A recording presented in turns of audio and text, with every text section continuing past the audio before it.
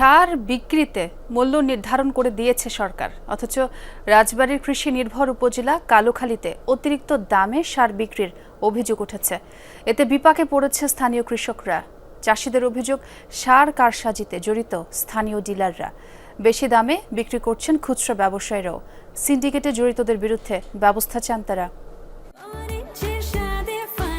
Orange সহ বিভিন্ন ফ্লেভারে Pran lollipop, juicy juicy world.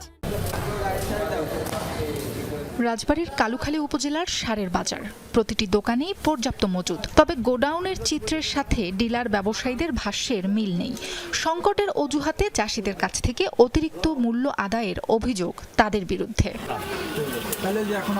কৃষকরা বলছেন, উপজেলা জুড়েই সারের কৃত্রিম সংকট তৈরি হয়েছে। স্বাভাবিকের চেয়ে সব ধরনের সারে 200 থেকে 500 টাকা পর্যন্ত বেশি দাম গুনতে হচ্ছে। অভিযোগের তীর স্থানীয় ডিলারদের বিরুদ্ধে। সরকারি মূল্যে সার চাইলে সরবরাহ সংকটের অজুহাত দিচ্ছেন ব্যবসায়ীরা, অথচ বেশি দাম দিলেই মিলছে সার। তবে কেনার পর দেয়া হচ্ছে না কোনো বিল বা ভাউচার। 20 টাকা কেজি আমরা ইউরিয়া সার কিনছে, এখন বর্তমান সেটা 35 টাকা কেজি। দিন দিন সারের দাম ঊর্ধ্বগতির দিকে যাচ্ছে। 1 কেজি সার কিনছি, আপনার টিএসপি কিনছিল 1300 টাকা বস্তা, সেটা এখন 1850 টাকা। বাংলা ডিএবি কিনছি 1600 টাকা বস্তা, সেটা এখন 2500 টাকা বস্তা। সরকারিভাবে সব ধরনের সারের মূল্য নির্ধারিত থাকলেও তোয়াক্কা করছেন না বিক্রেতারা। খুচরা পর্যায়েও কেজি প্রতি বাড়তি দাম। পেঁয়াজ আবাদ মৌসুমের শুরুতে সার নিয়ে এমন কারসাজিতে দুশ্চিন্তায় কৃষকরা। বলছেন, সিন্ডিকেটের কারণে জমিতে পর্যাপ্ত সার দিতে পারছেন না তারা। ইউরিয়া 32 টাকা 30 টাকা, এক এক দোকানে এক এক রকম দাম নেয়।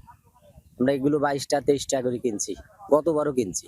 এবার এই পরিবেশে চলতেছে। পটাশে বাড়ছে প্রায় 200 টাকা, অথচ আমরা এখন কিনে লাগাই, কিন্তু যখন পেঁয়াজ ওঠাই তখন পেঁয়াজের দাম একদমই কম থাকে।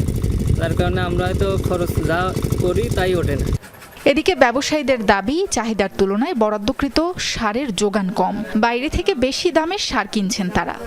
মাঠ পর্যায়ে কৃষি কাজের জন্য যতটুকু চাষযোগ্য জমি হয় ততটুকুর ওপর এটা অনেক আগের থেকেই সারটা বরাদ্দ করে তারাই তাদের জরিপে, কিন্তু সেই তুলনায় 100% সার আমাদের বরাদ্দ হয়। বাইরে থেকে আনলে পরে তখন আমাদের একটু বেশি দামে বিক্রি করতে হয়। যে আমরা বাইরে থেকে সংগ্রহ করে আমরা তো সব সম্পূর্ণ বরাদ্দ পাচ্ছি না, এখানে মানে সম্পূর্ণ চাহিদা আমরা পাচ্ছি।